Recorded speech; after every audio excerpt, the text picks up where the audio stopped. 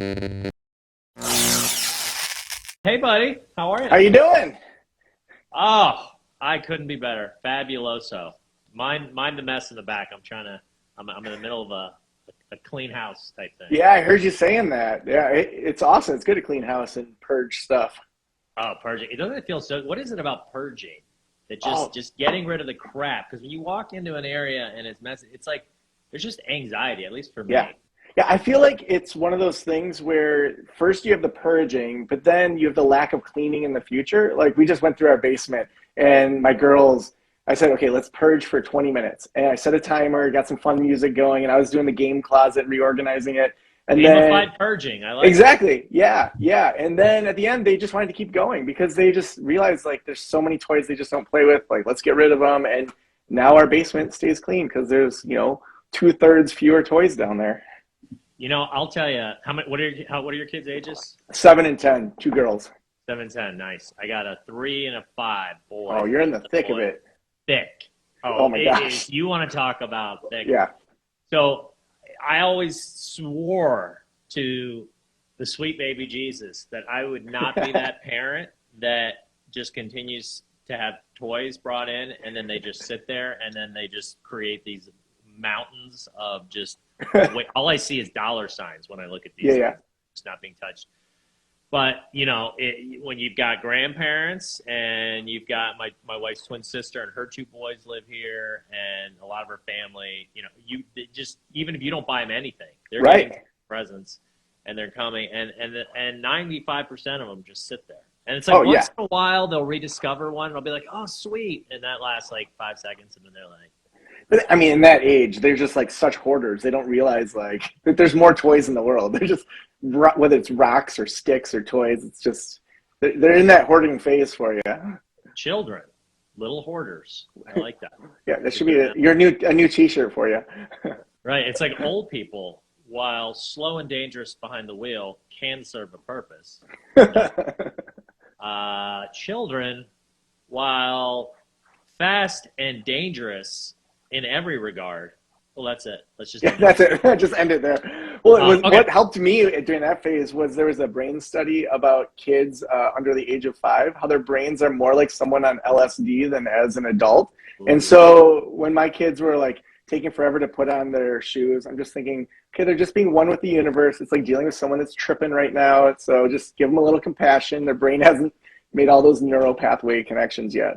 Oh, totally, dude. Totally. Yeah, they're like I've actually used the analogy quite a bit that they're little drunk people running around. My 2.5-year-old, there is not a lot of difference between him on a regular basis and my buddies after they've had about 15 drinks. Yeah. I mean, imagine if one of them spilled their beer, it's about the same as if they like spilled their milk. It's just the same reaction. Very comparable. Very comparable. All right, Joe. Well, so let's get into it. So you're the author of Thursday is the New Friday. I like that. Tying into that whole 4-day work week. I assume. Yeah. How to work fewer hours, make more money, spend time doing what you love, examining how the 4-day work week boosts creativity and productivity. Why don't you tell us about that? Yeah. So what's really interesting is I started writing this right before the pandemic. And in a lot of ways, the pandemic tore down so many things that we were already questioning.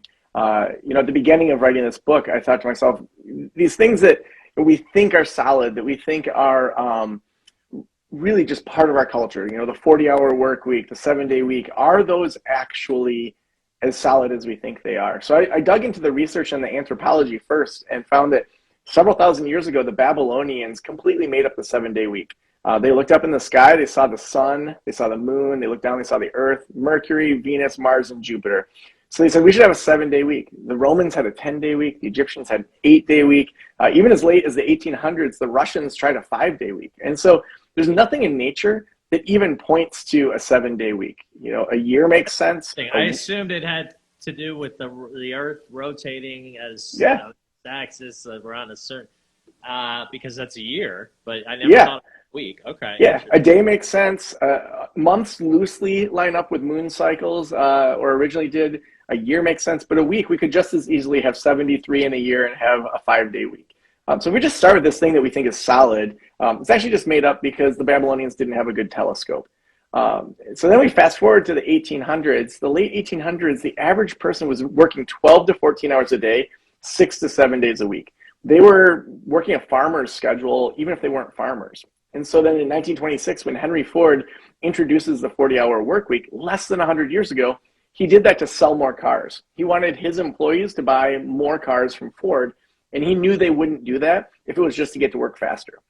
So he gave them a weekend so they had something to do with that car, and he sold a ton of cars. So then it starts to take off in employment law and all these other areas. Yeah, no, fascinating. I had no idea about any of this. Okay, but all that makes sense, right? I mean, a lot of times you look at the major things that we do on a daily basis, again, coming back to habits. Habits are us, we are our habits. And we look at so many of these habits that have been in place since, like, we just assume that's just how it has to be. That's how it was. Like, just like the Sunday work week. I assumed it was like an Earth cycle thing. And then even the weekend, it's like I assumed there was a reason. But usually it comes down to a very influential one person even, or sometimes a group of people that say, this is going to benefit us financially. Let's do it this way. And then everybody does it. And then all of a sudden, we don't even question it. And I mean, a perfect example of that is what happened here with COVID, where I think people were like, wait, what's happening? I'm working my ass off and getting hardly paid anything. And I'm working insane hours. And now all of a sudden I can work from home, make the same amount, if not more, and work less. Right. And I think that's really going to be where, when we look back in history to say, when did the industrialist era end? I think COVID is really that final nail in the coffin. We don't think of people like machines anymore. We don't have a set it and forget it. You know, a lot of us that are in the online world, we try things, we adjust, we switch things around, we test, we do all sorts of things that go beyond just, I'm going to set it up and leave it alone. That's an old industrialist mindset. But what comes with that is this prescriptive mindset of, here's the 5 ways to do everything. You're in the box or you're out. We've definitely moved past that as post-industrialists now. Oh, man.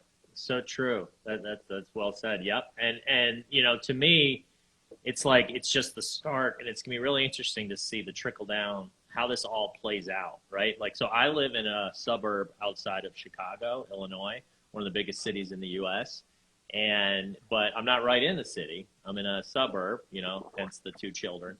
It's hard to raise kids in the city. And, real estate, when COVID hit in the suburbs, spiked huge. And in downtown, it went straight down. Why? Because everybody's thinking, wait a minute, like, why would I want to live downtown when I can work anywhere? And I don't even need to be in an office anymore. I'd rather have a yard and bigger space and move out to the burbs and have cleaner air. I've seen that start to come back. It started to cycle back a little bit the other way, but it'll be interesting to see how it all plays out in terms of, like, if this pattern continues and offices, businesses aren't going to want to pay this huge amount of rent for this square footage that they don't need when they can have their labor force, a lot of them at home. Like, what's going to happen to all of these buildings? Like, how are they going to repurpose them? Yeah. Do you have an opinion on that? I mean, I think that we'll see some interesting recalibrations for sure. I would only be guessing. But even in Grand Rapids, which is in Western Michigan, where I'm from, to see how a lot of these places have been repurposed into more socially distanced social situations. So there's this whole thing of froling or foaling, which is using a football and throwing it at bowling pins.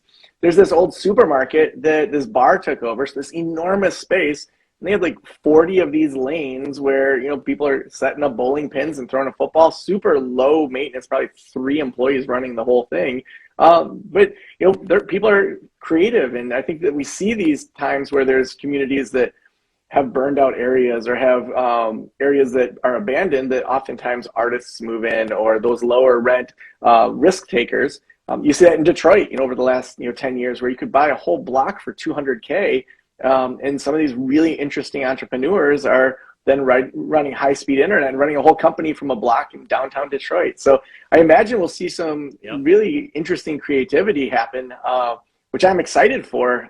In a lot of ways, we could have done this years ago, but it took COVID for a lot of the more traditional thinkers to realize that they could do things much differently than they did in the past.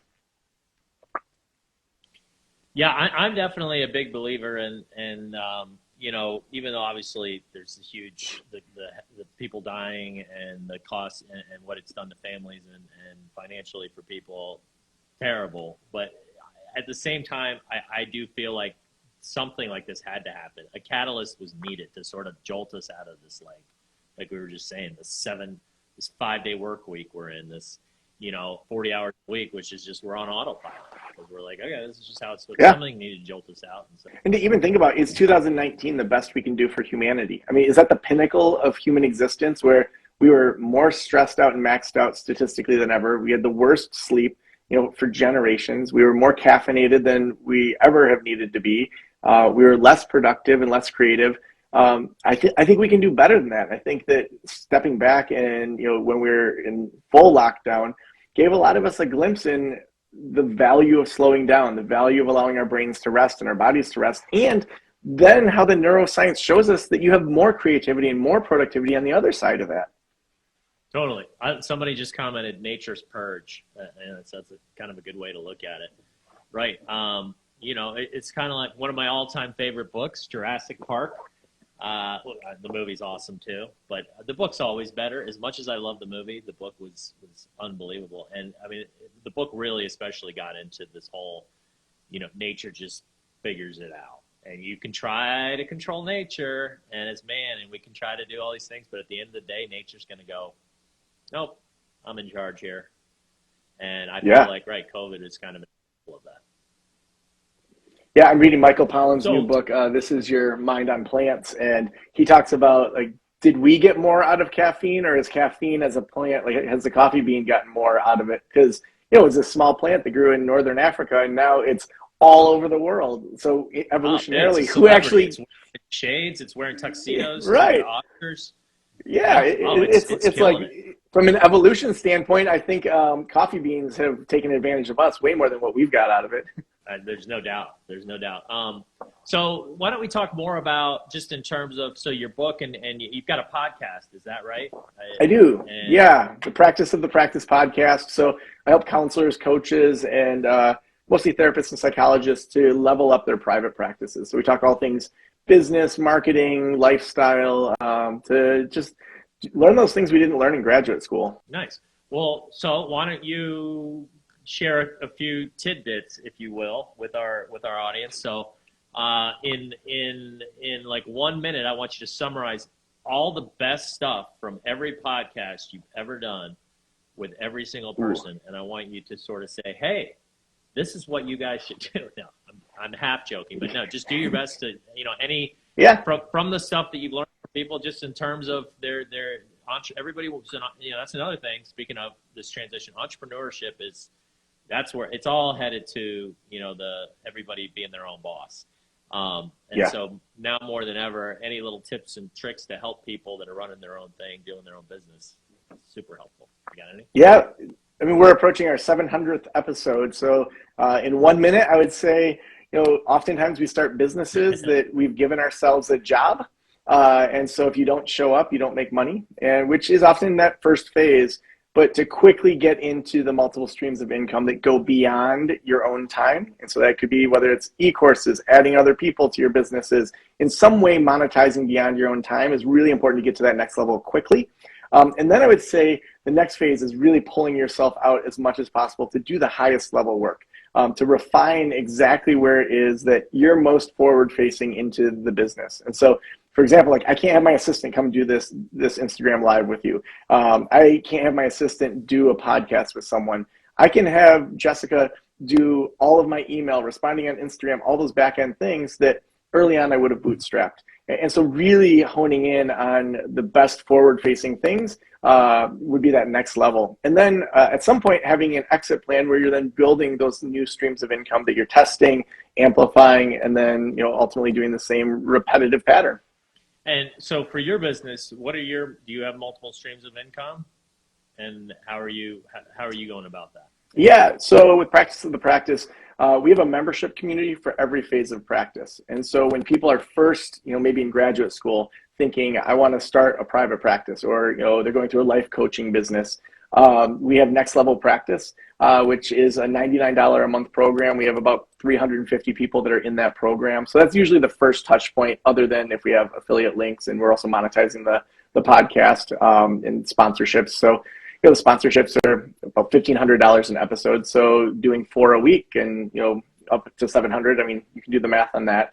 So then after Next Level Practice, we have a 6-month program called Group Practice Launch. And so that's aimed specifically at people that are going from a solo practice to wanting to add their first clinician or other coach or counselor to their practice. So it's a 6-month program. I have 2 other consultants that run that program, and then I get a percentage of the income for filling that up. Then after that, we have Group Practice Boss, which is again run by Allison and Whitney.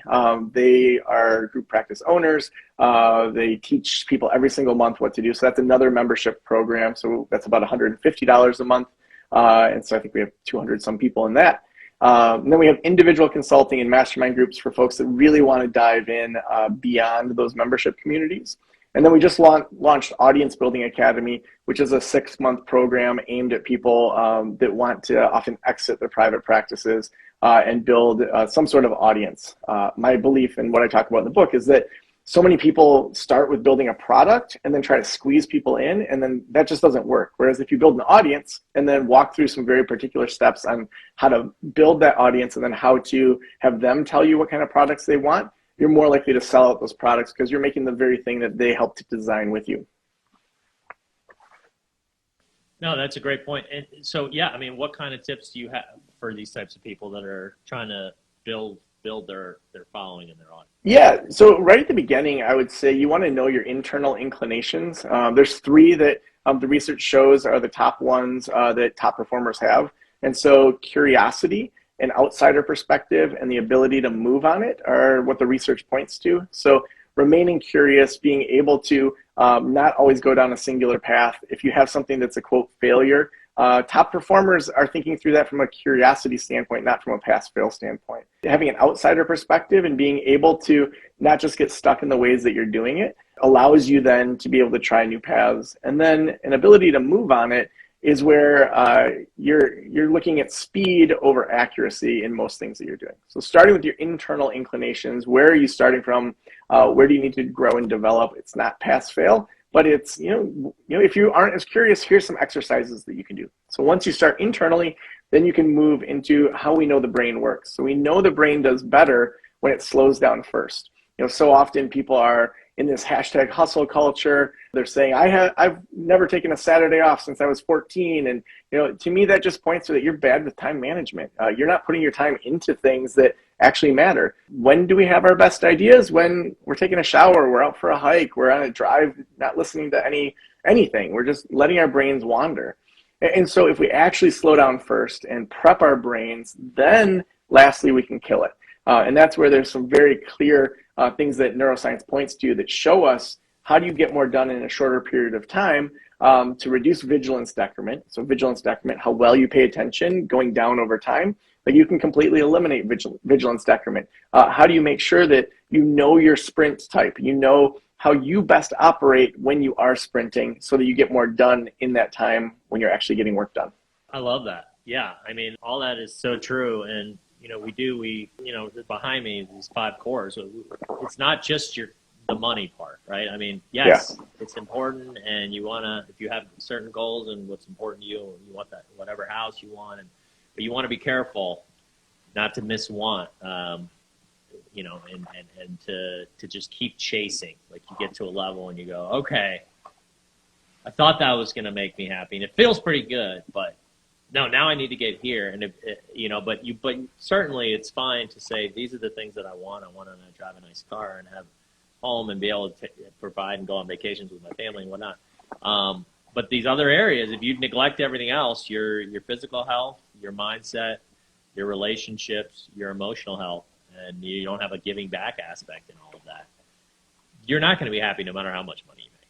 Right. And this is like the society and the world that we're living in, is that hashtag hustle, I think you said, culture, where it's like, you just got to hustle, and it's like, yes, movement and growth, but not just focusing on getting more money, focusing on getting more of everything, better relationships, better health, like all these things. So I'm 100% with you on that. Yeah.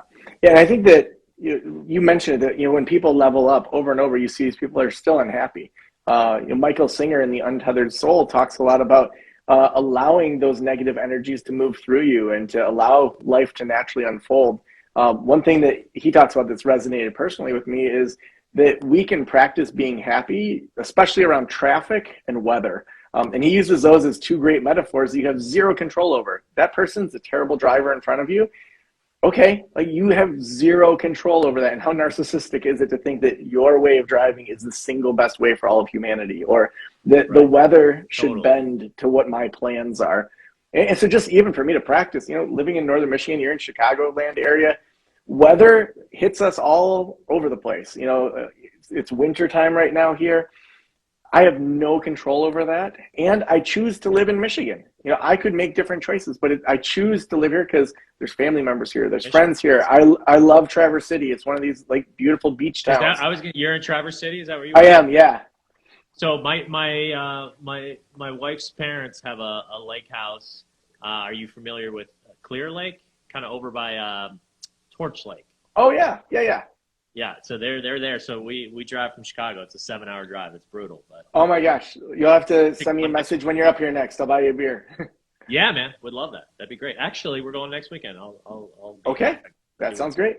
Very cool. Yeah, no, I'm with you. Right, like life doesn't stop and do what you want it to do. Just like we're talking about with nature, it's going to keep moving, and you're either in sync with it and building momentum and in flow with it, or you're just getting pummeled and getting left behind. Well, I think that's the big shift, too, away from the industrialists, where they said, here's the way we've planned this machine to be. Why isn't it working like we want it to? Here's how we've planned this employee to be. Why aren't they being like we want it to be? Versus allowing things to unfold, realizing in our businesses, we do our best, but then we also do experiments to say, is this working? How do we know if it's working? How do we know if it's not working? What's our best guess at it? And then how do we plan and change when things don't go how we want them to go? It's a much more evolutionary way of thinking about our businesses as well. That's a great point, right? And I like to always compare your business life to your life. I went the entrepreneur route. I came out of college and decided I wanted to do my own thing and work for myself. I built up a real estate business, and then I built up a restaurant delivery service like a Grubhub, as you would know it now, DoorDash, Uber. But we did it way before those guys. We exited in 2019, and just kind of to the point of what we're talking about, when we sold, dude, it felt so good. I can't even tell you. 10 years of my life with this, of the doorstep delivery business, like just an anchor taken off. I was handed a check that said, you did good. Here's your reward, right? But here's the kicker. That feeling didn't last very long. And it was very quickly, okay, now what? What's next? And to me, that just proved what I already knew in the back of my mind, which is that life is about ABG, always be growing.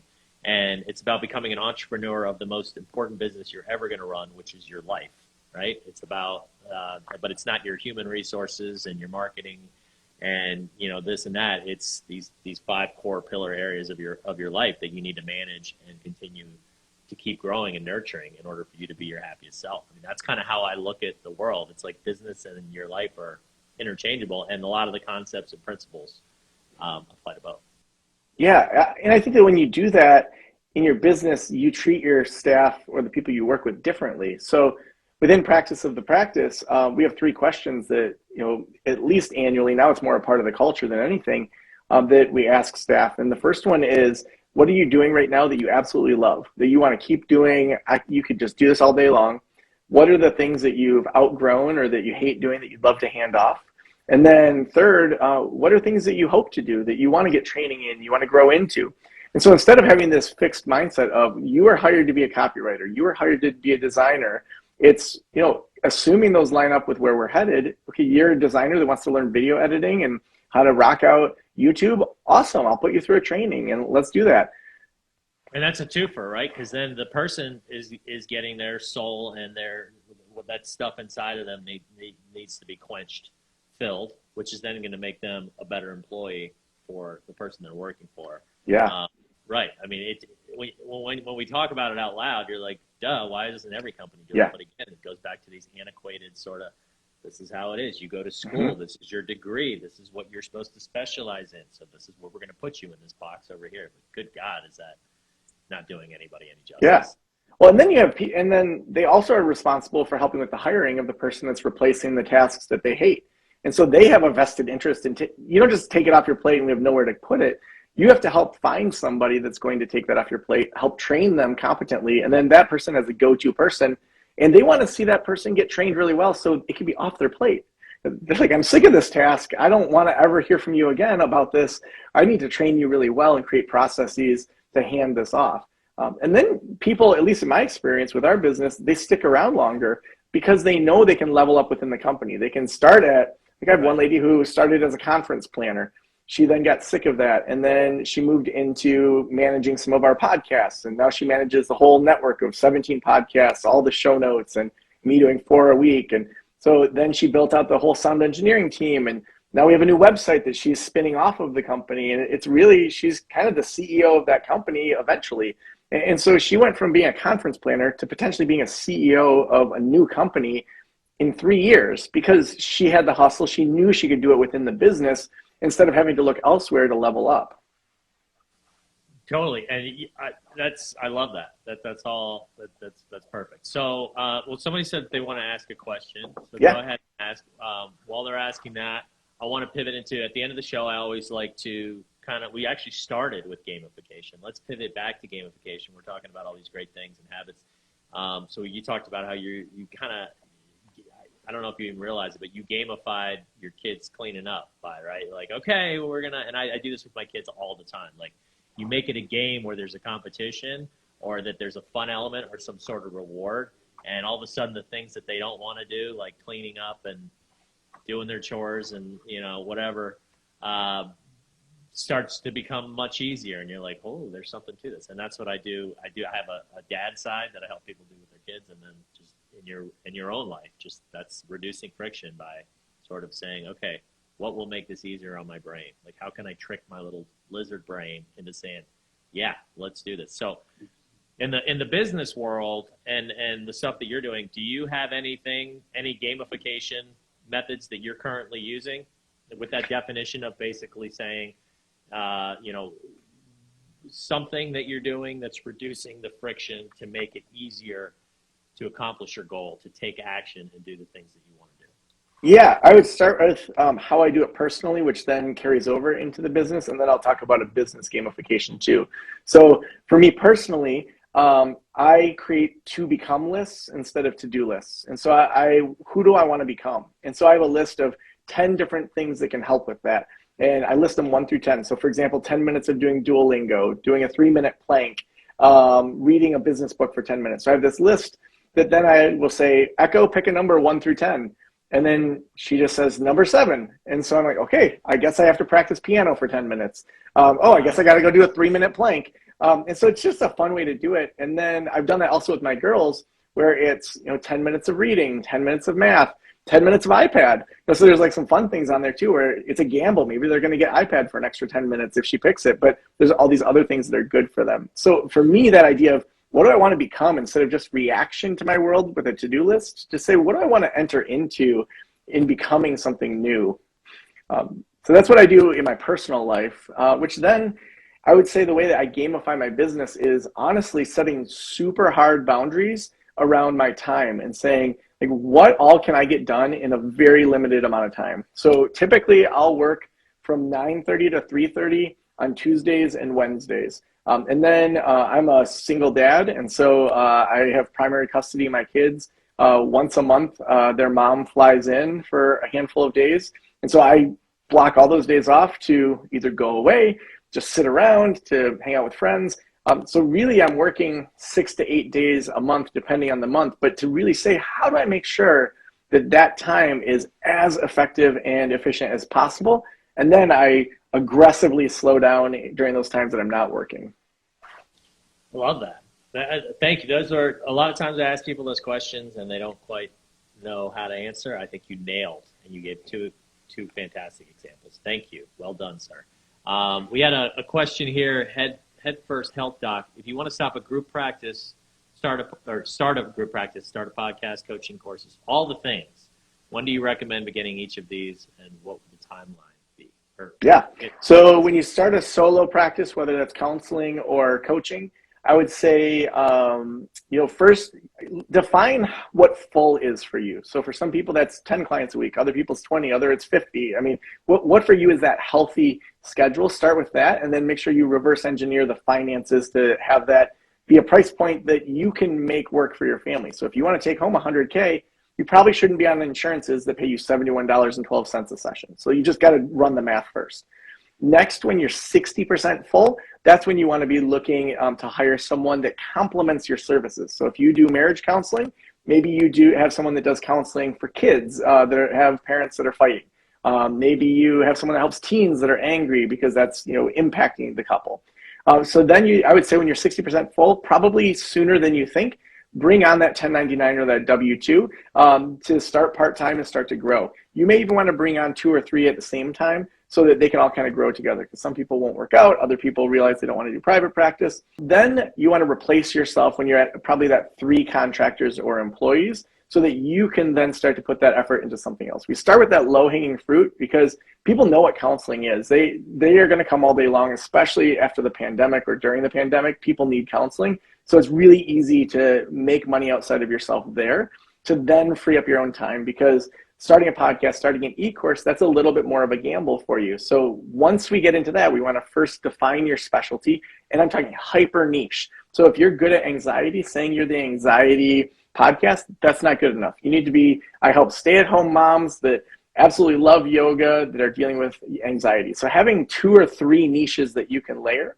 Next, you want to build your email course, not email list, because you want to have a place to point people to. So thinking through a 9-part email course. First, how has society set these people up for failure? So using that anxiety and stay-at-home moms, like what has society taught women about anxiety, staying at home, where that comes from?